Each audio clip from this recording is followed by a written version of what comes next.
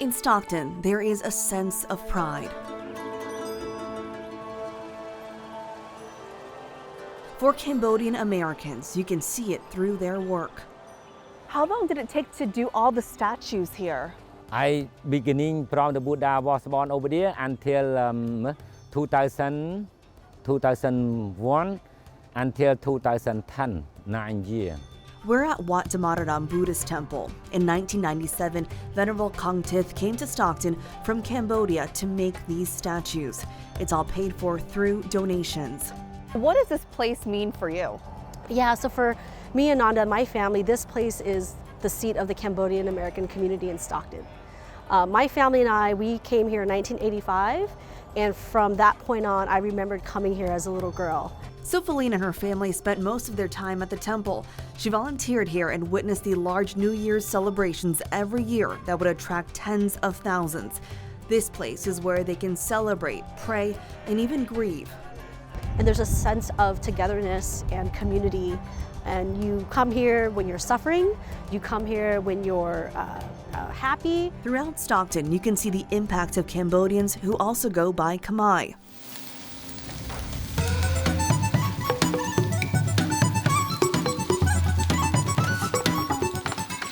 At Elises Kitchen, Elises Sok tries to honor her roots through food. So how did you think of all your flavors? Most of my food is influenced by my mom, my grandma, and also the elderly that I grew up with. She came to Stockton at 4 years old. You know, we didn't have that much money growing up. Like I say, you know, they were on the welfare system. It was basically surviving day by day. She says as a child, her parents didn't celebrate holidays or even birthdays. I remember the first time we celebrated birthday was celebrating my sister's birthday, where my grandpa and I, we went to the Dollar Tree store and buy the cake mix, where we bake the cake ourselves. So it's a little touchy, you know, because, but now, you know, that I'm a parent, so my kids, they have everything. So we celebrate birthday, Christmas, Thanksgiving, every holiday. Because growing up, I didn't have that.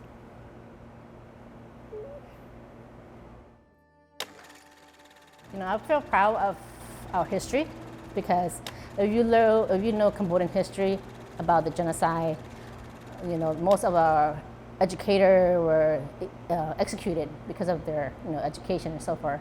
And that's why it's hard for us to strive here in the United States, because most of us that's here were like farmers. Like my parents are farmers. They don't have like a high education. So growing up to be successful, it's very small chance. You'll find many Khmer starting a business as an opportunity. Chandra Som owns 2 businesses, a salon and this donut shop that she opened last year. She's been in Stockton for 40 years. Pretty much close and everybody know everybody. Stockton has one of the largest populations of Khmer in the country.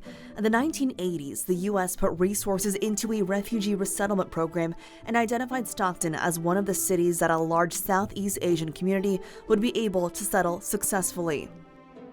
Over the years, Khmer-owned businesses have helped them bring a piece of Cambodia to Stockton. This is very Cambodian. Smoked fish, we call it trai cha. It's basically little baby fish that are dried and basically smoked, and they're so crunchy. You usually eat them with like a mango salad. These businesses and the temple help keep their culture alive here. But there's a concern that the presence of their culture in Stockton may diminish. As our elders get older, a lot of us, my generation, we don't want to carry on what our parents did, you know? And so I think that is a challenge, especially for the next generation of, say, the supermarkets or maybe the restaurants or maybe a seamstress, right? Like, who are they gonna pass the craft to, or the trade, right? Even though many have left like Sophaline for other opportunities, many still come back to Stockton often because it's home. What do you hope for Stockton and the Cambodian community here? Such a profound question. I think I'm definitely very hopeful. I'm very inspired by just the elders that we have who've paved the way. Because if they didn't build the temple, or they didn't build the small businesses here, we wouldn't have anything in Ananda. I feel like right now it's up to my generation.